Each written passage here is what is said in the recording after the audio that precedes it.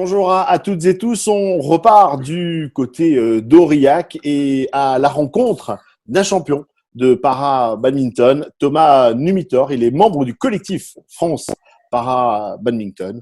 Thomas, bonjour. Bonjour Thomas, bonjour Jérôme.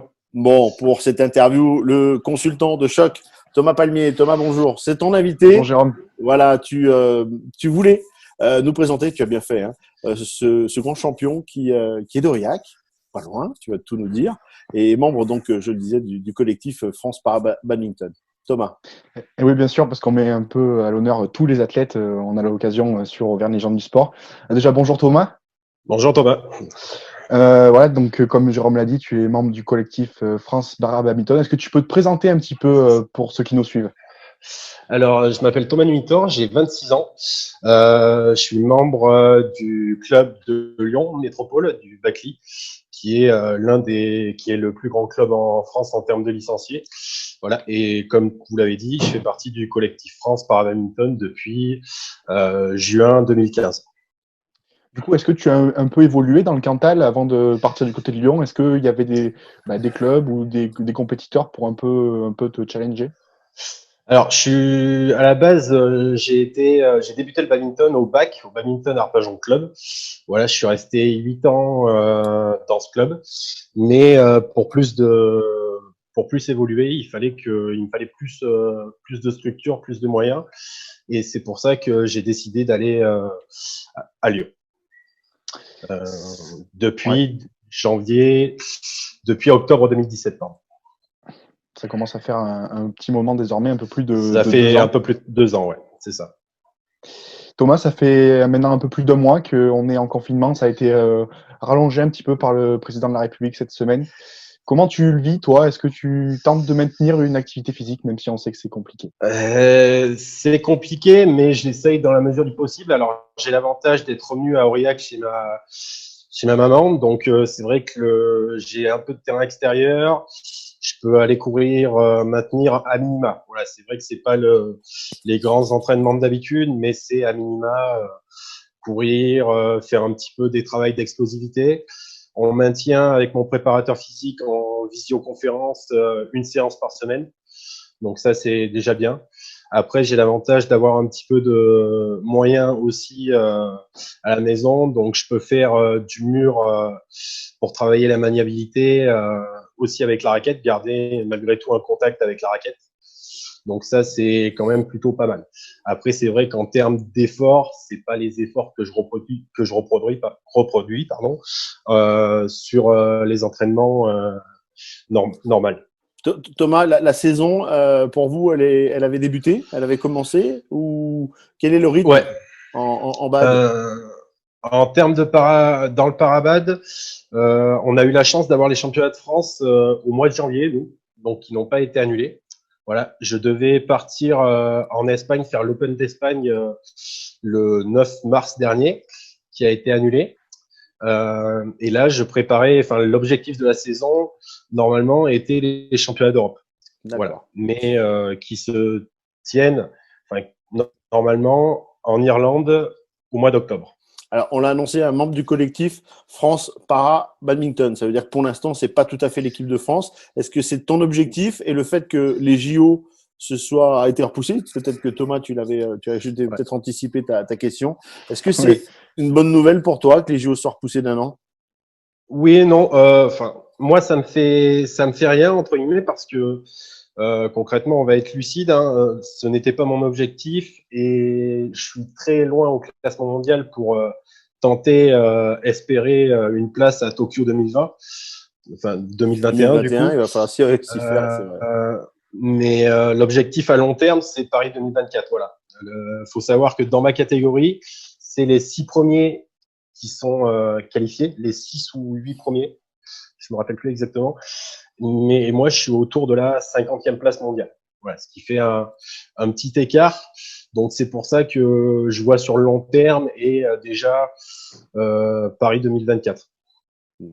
Thomas, tu en parlais rapidement tout à l'heure. Tu as participé en janvier dernier au championnat de France. Qu'est-ce que ça a donné pour toi? Qu'est-ce que tu en retiens? J'en retiens du bon et du moins bon. Le fait que le travail qu'on mène depuis presque 2 ans et demi au Bacli commence à payer. Voilà. C'est vrai que je fais, pour les résultats, je fais une médaille d'argent en double. Voilà, je perds en finale contre la PR vice-championne d'Europe. Et en simple, je m'arrête malheureusement en quart de finale, où là, pour moi, concrètement, on va pas se mentir, je fais une contre-performance. Est-ce que justement, tu peux nous préciser un petit peu, tu nous le disais un petit peu tout à l'heure également, est-ce que ça t'arrive de jouer contre des joueurs valides dans tes différentes compétitions?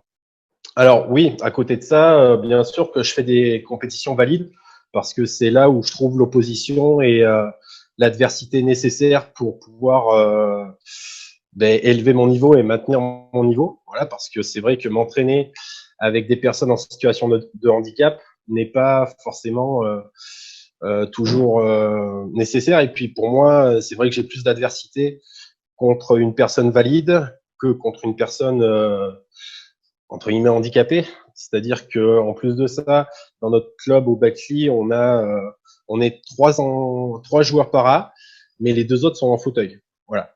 Donc c'est vrai que ça m'apporte moins d'opposition que des valides.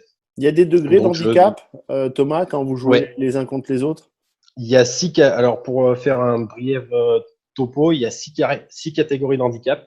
Voilà, où il y a 2 catégories d'handicap fauteuil où ils font la différence avec et sans abdos. Voilà, une catégorie debout SL3 qui est la mienne où c'est membres inférieurs et supérieurs touchés.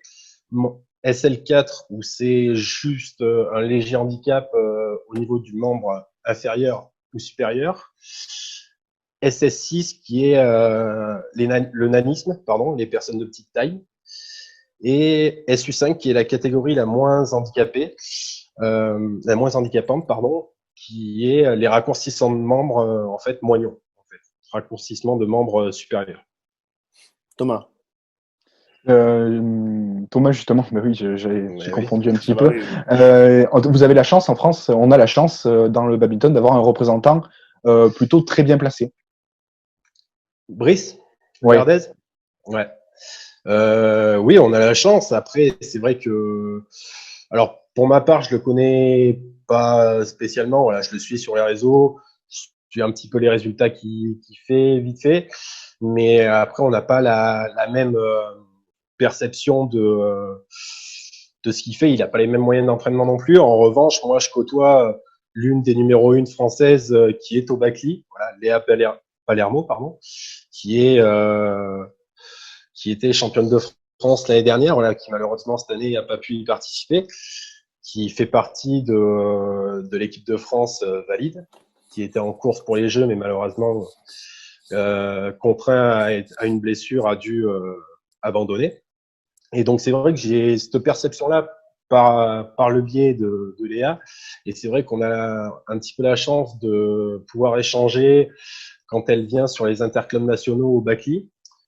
Mais après, c'est vrai que par rapport à Brice Laverdez, voilà, je le regarde de loin, mais c'est pas celui que entre guillemets, je connais le plus. Personnellement aussi, tu côtoies la très forte concurrence venue des pays asiatiques. Hein. C'est vrai qu'en badminton, c'est une concurrence quasi inégalée. Quasi inégalé, et d'autant plus dans le parabad aussi, hein, parce que l'une des meilleures nations mondiales, c'est les Indiens, voilà, et c'est le même schéma, c'est-à-dire qu'ils n'ont pas le même degré d'entraînement que nous, voilà. Et au jour d'aujourd'hui, le champion du monde dans le parabad, dans ma catégorie en tout cas, est indien. Qu'est-ce qu'on peut te souhaiter, Thomas, maintenant, une fois que le confinement sera terminé pour la suite de ta carrière? Pas de blessure, déjà, je pense, la santé, et puis de réussir à performer et à intégrer un bon rang mondial dans les années à venir, et pourvu que j'aille à Paris. Je pense que c'est le meilleur. Je pense que les JO sont le rêve de tout sportif. On va Et continuer d'autant plus à Paris en 2024. on continuera bien sûr à te suivre et à suivre ton évolution. Et J'ai envie de dire, au moment du sous-titrage, je marquerai membre de l'équipe de France, ce qui voudra dire que la progression est là. Merci beaucoup, messieurs. Merci à vous. Les Thomas. Merci Thomas, merci Jérôme. On rappelle membre du collectif France Para Badminton, Thomas Palmier, tout nouveau consultant Auvergne Légende du Sport. On se dit bien à très vite pour une toute prochaine interview. Vous continuez à liker, à partager les interviews d'Auvergne Légende du Sport du côté d'Instagram, YouTube et Facebook. Et on se dit à très vite pour une prochaine interview.